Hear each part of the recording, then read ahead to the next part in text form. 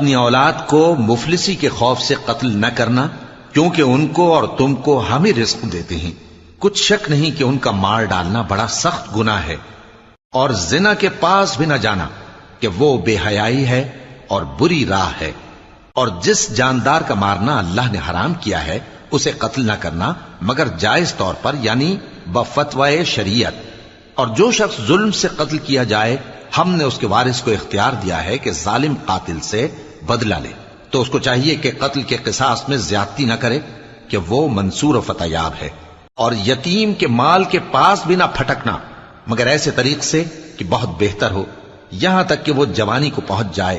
اور عہد کو پورا کرو کہ عہد کے بارے میں ضرور پرسش ہوگی، اور جب کوئی چیز ناپ کر دینے لگو تو پیمانہ پورا بھرا کرو، اور جب تول کر دو تو ترازو سیدھی رکھ کر تولا کرو، یہ بہت اچھی بات اور انجام کے لحاظ سے بھی بہت بہتر ہے۔